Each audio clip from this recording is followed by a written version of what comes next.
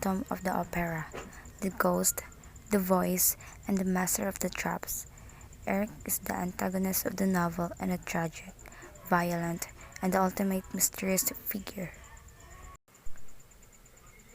Christine D., the protagonist of the novel, Swedish soprano Christine D. is a talented, compassionate woman capable of sacrificing herself for others. Viscount Raoul Duchesne, Christine's love interest and Eric's rival. A member of one of the noblest families in France, Raoul is a surprisingly innocent and passionate young man, willing to prioritize his emotion over his social. Count Philippe Duchesne. Count Philippe proves a deeply responsible, conscientious adult through the commitment he demonstrates to raise his younger brother, Raoul, and introducing him to the world of high society. Carlotta, the leading soprano at the Paris Opera House, has a beautiful yet emotionless voice which both the narrator and the phantom criticize harshly for its lack of feeling. Little Meg Gary. Madame Gary's daughter eventually becomes the prima ballerina in the opera's corps de ballet. She tells other ballerina a secret that her mother, the back's attendant, interacts with the opera ghost. Meg Gary. Little Meg's mother is an honest, yet credulous back's attendant at the opera house. Firmin Richard, one of the new directors of the Paris Opera House, after Devian and Poligny. Richard differentiates himself from his partner Moon Charmin through his extensive knowledge of music as well as through his irritable. The plot of The Phantom of the Opera.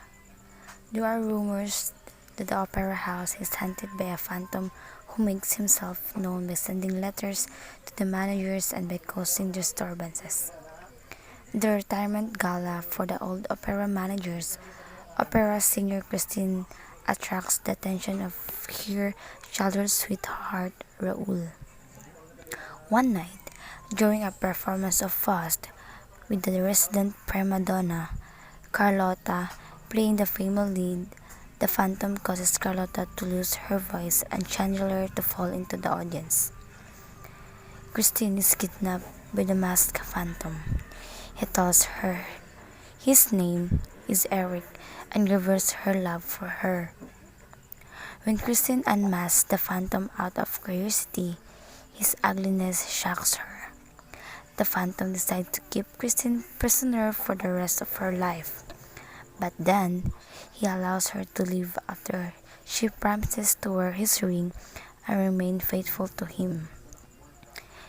Christine later tells Raoul that she was kidnapped.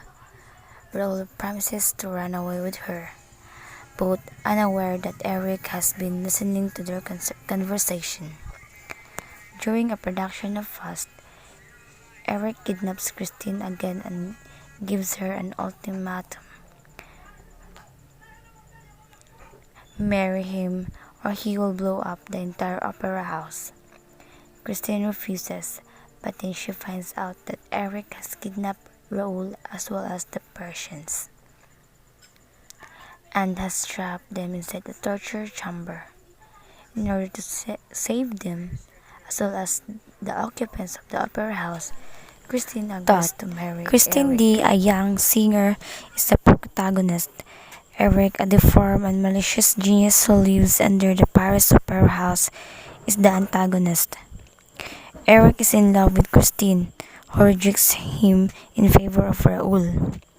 Eric kidnaps Christine and imprisons both Raoul and the Persian, threatening to kill them if Christine does not marry him. The conflict between Raoul and Eric is foreshadowed in the scene on the roof, when the two young lovers see what might be a pair of glowing eyes in the darkness and know they are observed. Dialogue or diction. The tone and mood of the Phantom of the Opera is mysterious, romantic, tragic, and serious. The tone is dark and somber. The mood is forbidding with overtones of impending doom. The opera Faust, referenced often in the book, is about someone who sells his soul to the devil. Imagery. The image of the mask is key to understanding the book.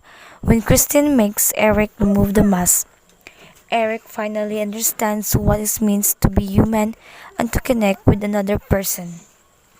Paradox. The mask is something Eric wears to be able to interact with the world, yet it actually prevents him from connecting with it. Parallelism. The opera Faust, in which the main character sells his soul to the devil, is one in which Christine performs as the main female character. The story of Faust's decline parallels Christine's decision to sell her soul or give it away to Eric. Metonymy or synecdoche. The chorus and the cast is presented as a collective, so is the audience. The reaction to Christine's disappearance is described as a group. Personification. To Eric, Christine personifies love and redemption. It's not a coincidence that her name is a variation of Christ. The Phantom of the Opera is a 1986 musical with music by Andrew Lloyd Webber, lyrics by Charles Hart, and a libretto by Lloyd Webber and Richard Stilgoe, based on the 1910 French novel the same name by Gaston Leroux.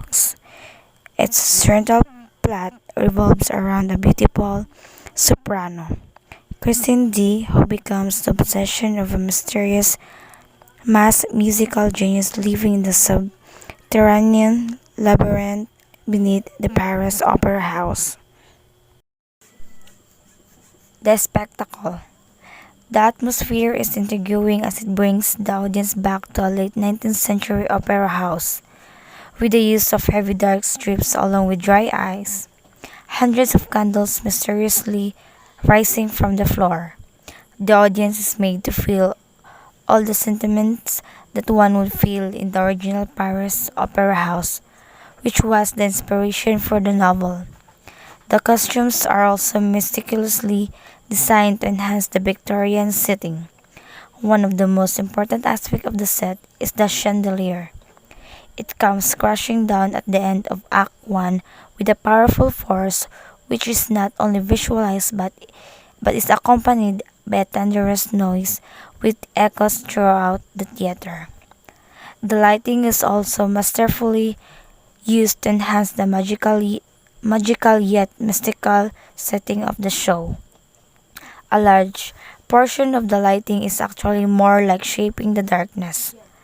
Unlike many other Broadway shows, the Phantom is a show which needs to use less lighting in order to establish the full character of the Phantom. Lights are used in a way that creates a shadowy feeling which helps bring out the mystery of the Phantom. The cast is masterfully chosen for its versatility. Although it is a musical with little dancing, the story is about a dance company. Christine D., the lead female, is the most versatile member of the cast.